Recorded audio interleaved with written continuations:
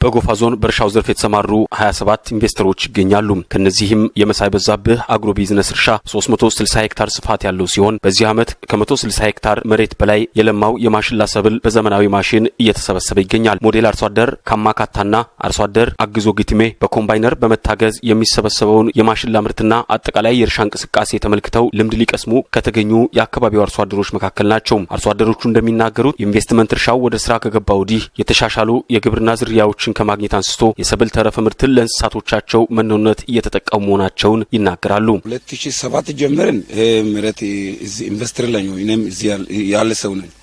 ስለሆነ አሁን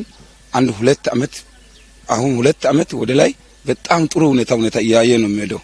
ትራክተር የሚያርስ ሌላ ማሽኖች የሚገባው አይተናል። ኮታከተም ጥያቄ ያነሳሁት እኔ ነኝ፣ ግን በጣም ተቆጭቼ ነው ያነሳሁት። ይሄ እንደዛ አይነት ነገር በሆነ ይሄ ማሽላ ሌላ ነገሮች ዝርተን መጠቀም ነበረብን፣ ግን በአጥርና በእንጨት ጫካ ሆኖ መሬታችን ምርት አይሰጥም። ይሄን አምናም የራሴ ማሳ ምንጥሪ ያለው የምርት አሰባሰብ ሂደቱ ምልከታ ላይ የጎፋ ዞን ዋና አስተዳዳሪ በኢንጂነር ዳግማዊ አየለ የተመራ የዞኑ ከፍተኛ አመራሮችና ባለሙያዎች በስፍራው ተገኝተዋል። የጎፋ ዞን ዋና አስተዳዳሪ ኢንጂነር ዳግማዊ አየለ የእርሻ መካናይዜሽንን በቴክኖሎጂ ሽግግርን፣ የመስኖ ልማትና ሌሎች የግሉን ዘርፍ ተሳትፎ በማጠናከር የግብርናውን ምርትና ምርታማነት ለማሳደግ በምግብ ዋስትናና የአርሶ አደሩን ኢኮኖሚያዊ ተጠቃሚነት ለማረጋገጥ ሰፊ ስራዎች የተከናወኑ መሆናቸውን ይገልጻሉ።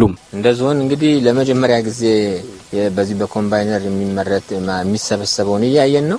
አርሶ አደሩ በጣም ደስተኛ ነው። እልህም ተያይዟል። ይሄ አሁን የመኸር ጊዜ ነው። ዋናውኛ ዛሬ መጣ ነው ለዚህ ነው። ይሄ የመኸር ጊዜ ነው። በመኸር ጊዜ የባለፈውን ቁጭት እንዲወጣ ለብቻቸው ያረሱት ማሳ ላይ ወፍ ለመጠበቅ እንደተቸገሩ የተናገሩ ነው። ኩታ ገጠም ስላልሆነ እየገለጹልን ነበር።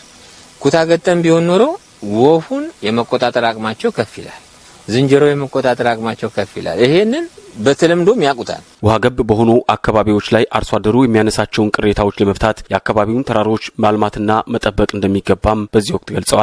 የመሳይ በዛብህ አግሮ ቢዝነስ ተወካይ ኮማንደር ፊልበር ኩቾ በሰጡት ማብራሪያ ድርጅቱ የእህል ሰብሎችን በስፋት ከማምረት ባሻገር የፍራፍሬ ልማቶችን በዘመናዊ አሰራር እያከናወነ መሆኑን ይገልጻሉ። በአሁኑ ሰዓት ደግሞ እያመረትን ያለነው ያው በበልግ ወቅት ተጠቅመን አካባቢው ድርቅ መቋቋም የሚችል ማሽላ ሰብል ነው። አሁን በከፍተኛ ሁኔታ አምጥተን አሁን በኮምባይነር ሃርቨስት ያደረግን ያለ ነው። የጎፋ ዞን ግብርና መምሪያ ኃላፊ አቶ ዳንኤል ደግፌ በበኩላቸው በእርሻው ዘርፍ የተሰማሩ ኢንቨስተሮች ዋና ዓላማ ለአካባቢው አርሶ አደሮች የቴክኖሎጂ ሽግግር በማድረግ ዘመናዊ የእርሻ አሰራርን ማስተዋወቅና የምርት መጠንና ምርታማነትን ማሳደግ መሆኑን አመላክተው ተግባሩን ለማስፋት ሰፊ ጥረት ይደረጋል ብለዋል።